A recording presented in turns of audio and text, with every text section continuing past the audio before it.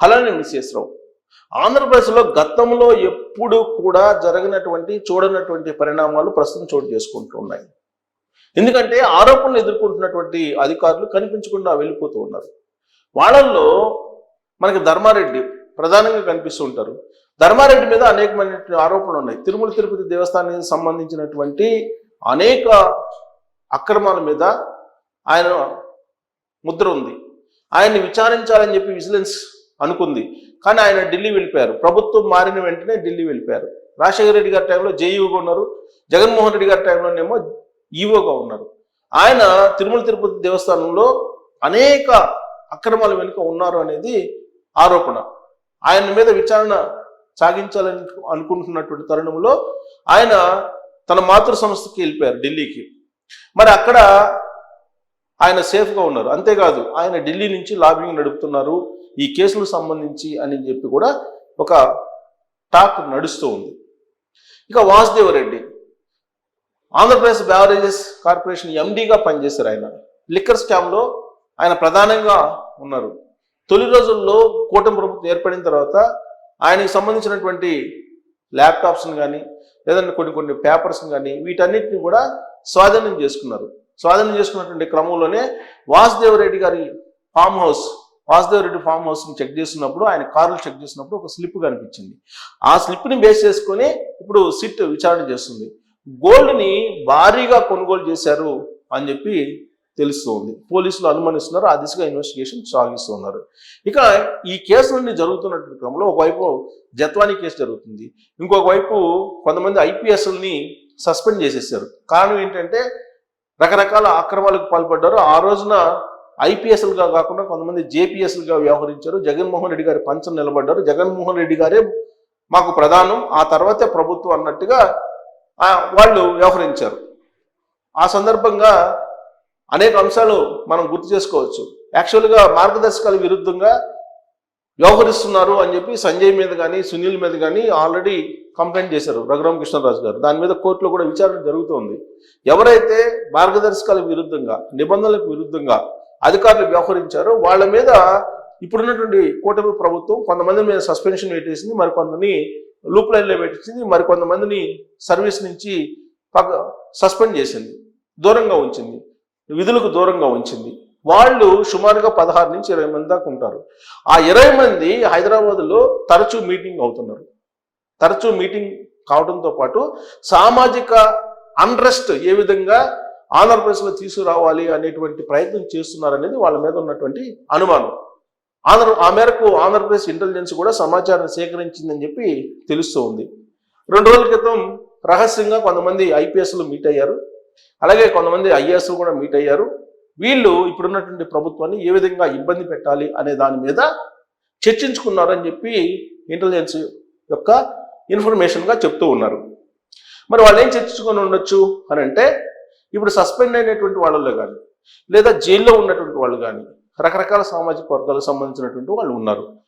వాళ్ళ సామాజిక వర్గాలకు సంబంధించినటువంటి నాయకుల్ని పిలిపించుకొని ఆ నాయకుల ద్వారా సివిల్ వార్ తీసుకురావాలి అనేటువంటి ఒక ఎత్తుగడ వేసినట్టు ఆంధ్రప్రదేశ్ ఇంటెలిజెన్స్కి అందినటువంటి సమాచారంగా ఇప్పుడు ప్రభుత్వ వర్గాల్లో చర్చ జరుగుతుంది. మరి అది వచ్చే అవకాశం ఉందా అని అంటే మతం, కులం, ప్రాంతం ఇవి చాలా సున్నితమైనవి. ఏ విధంగా వాటిని టచ్ చేస్తే ఫైర్ అవుతాయో బాగా తెలుసు. మనం హైదరాబాద్లో వినాయక చవితి సందర్భంగా అప్పట్లో ముస్లింలు హిందువుల మధ్య ఏ విధంగా జరిగేదో తెలుసు. దాదాపు చెన్నారెడ్డి గారి టైంలో 200 మందిని ఊచకోత పోశారు. ఆ రోజున చంపుకున్నారు. ఆ తర్వాత అనేక సంఘటనలు ఇలాంటివి జరిగాయి. మత ప్రాతిపదికన, కులం ప్రాతిపదికన. మనం కులం ప్రాతిపదికన తీసుకుంటే ఆంధ్రప్రదేశ్లో అనేకమైనటువంటి దృష్టాంతాలు ఉన్నాయి. చుండూరు సంఘటన తీసుకోవచ్చు, ఆ తర్వాత జరిగినటువంటి సంఘటనలు తీసుకోవచ్చు, అలాగే ప్రాంతాలకు మధ్య జరిగినటువంటి అంశాలను తీసుకుంటే ప్రత్యేక తెలంగాణ ఉద్యమంలో అనేక సందర్భాల్లో ఏ విధంగా ఘర్షణ వాతావరణం నెలకొందో మనం చూస్తాం. అందుకే ప్రాంతాలు, మతాలు, కులాలకు సంబంధించినటువంటి అంశాలు చాలా సున్నితమైనవి. వీటిని వెనక ఉండి రెచ్చగొట్టే వాళ్ళు ఎవరైనా ఉంటే అల్లకొల్లమే వస్తుంది, సివిల్ వార్ వస్తుంది. మరి అలాంటిది తీసుకొస్తారంటే ఒక ఐపీఎస్ అధికారి ఏమో ఎస్సీ సామాజిక వర్గానికి సంబంధించినటువంటి అధికారి, సీక్రెట్ మీటింగ్ హైదరాబాద్లో పెట్టుకున్నటువంటి వాళ్ళు. మరొక అధికారి ఏమో బ్రాహ్మణ సామాజిక వర్గానికి సంబంధించినటువంటి అధికారి, ఇంకొక అధికారి ఏమో బీసీకి సంబంధించినటువంటి అధికారి. సో ఇలా రకరకాల సామాజిక వర్గాలు ఉన్నాయి.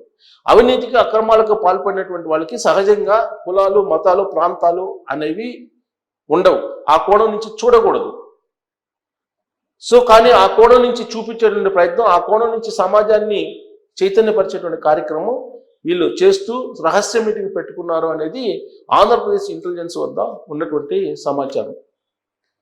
మరి అందుకే ఇప్పుడు అప్రమత్తం అయ్యారు. వాస్తవంగా మనం కూటమి ప్రభుత్వం వచ్చిన తర్వాత సంచలనమైనటువంటి కేసులు విచారణ తీసుకుంటే కనుక జత్వానీ కేసు తీసుకోవచ్చు, అలాగే బోరుగడ్డ అనిల్ కేసు తీసుకోవచ్చు, అలాగే నందిగం సురేష్ కేసు తీసుకోవచ్చు, వల్లభనేని వంశీ కేసు తీసుకోవచ్చు.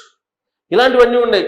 తెలుగుదేశం పార్టీ కేంద్ర కార్యాలయం మీద చేసినటువంటి దాడి కేసుకు సంబంధించిన విచారణ, ఆ సందర్భంగా కొంతమందిని విచారిస్తున్నటువంటి తీరు, ఇవన్నీ మనం చూసుకోవచ్చు.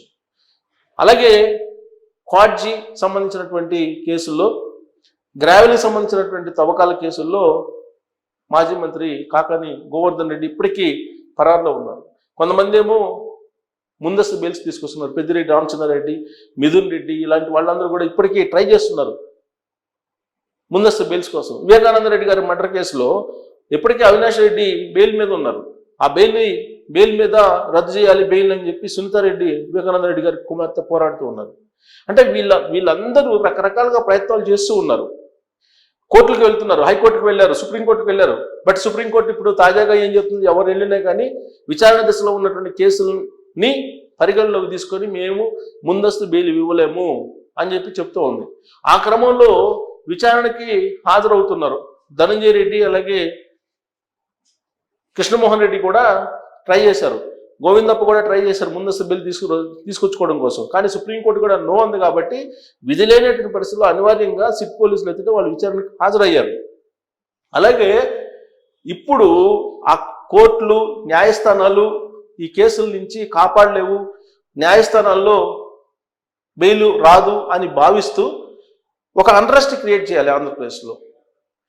అలాగే అన్యాయంగా అక్రమంగా అరెస్ట్ చేస్తున్నారు, రాజకీయపరమైన అరెస్టులు అనేటువంటి కోణాన్ని సమాజంలోకి తీసుకెళ్లి సామాజిక వర్గాల పరంగా ఒక అన్రెస్ట్ తీసుకురావాలనేటువంటి ఒక కుట్ర హైదరాబాద్ కేంద్రంగా చేసుకుని కొంతమంది ఐఏఎస్లు, ఐపీఎస్లు చేశారు అనేది ఆంధ్రప్రదేశ్ ఇంటెలిజెన్స్ దగ్గర ఉన్నట్టు సమాచారంగా ప్రభుత్వ వర్గాల్లో చాలా సీరియస్గా చర్చ నడుస్తోంది. మరి ఆ దిశగా అడుగులు వేయడానికి కారణం ఏంటి అని అంటే, గత ప్రభుత్వం ఉన్నప్పుడు భారీ ఎత్తున కోట్ల రూపాయలు సంపాదించినటువంటి వాళ్ళు ఇప్పుడు గత ప్రభుత్వం పెద్దకు సహకారం అందించడానికి ప్రయత్నం చేస్తున్నారు. దానికి కారణం ఏంటంటే ఆయనకు కూడా సమన్లు పంపించారు, తాడేపల్లికి కూడా సమన్లు పంపించారని తెలుస్తుంది. ఆ క్రమంలో ఆయన్ని ఆదుకోవాలని అంటే కనుక ఆంధ్రప్రదేశ్ రాష్ట్రంలో సామాజిక వర్గాల మధ్య వైషమ్యాలు, లేదంటే సామాజిక వర్గాల మధ్య అనిశ్చిత వాతావరణం తీసుకొస్తే తప్ప రాబోయేటువంటి రోజుల్లో రాజకీయపరమైనటువంటి పరిణామాలు అనుకూలంగా ఉండవు అనేటువంటి ఉద్దేశంతో ఎవరైతే కూటమి ప్రభుత్వం వచ్చిన తర్వాత సస్పెండ్ అయ్యారో లేదా అరెస్ట్ అయ్యారో వీళ్ళకి సంబంధించినటువంటి సామాజిక వర్గాల్ని యాక్టివేట్ చేసేటువంటి ప్రయత్నం చేస్తున్నారు. ఇప్పటికే స్లీపర్ సెల్స్ ఉన్నాయని చెప్పి ఐడెంటిఫై చేసింది సోషల్ మీడియాలో ఇంటెలిజెన్స్. ఆ మేరకు సోషల్ మీడియాలో ఉండేటువంటి కొంతమందిని అరెస్ట్ చేసి అదుపులో పెట్టగలిగింది. ఇప్పుడు ఈ సివిల్ సర్వెంట్స్ రూపంలో కొంతమంది సివిల్ వార్ని తీసుకొచ్చే ప్రయత్నం చేస్తున్నారు అనేది ఇంటెలిజెన్స్ ఇన్ఫర్మేషన్. మరి దీన్ని ఆపడానికి ఇప్పుడున్నటువంటి ప్రభుత్వం సమర్థవంతంగా పనిచేయగలదా?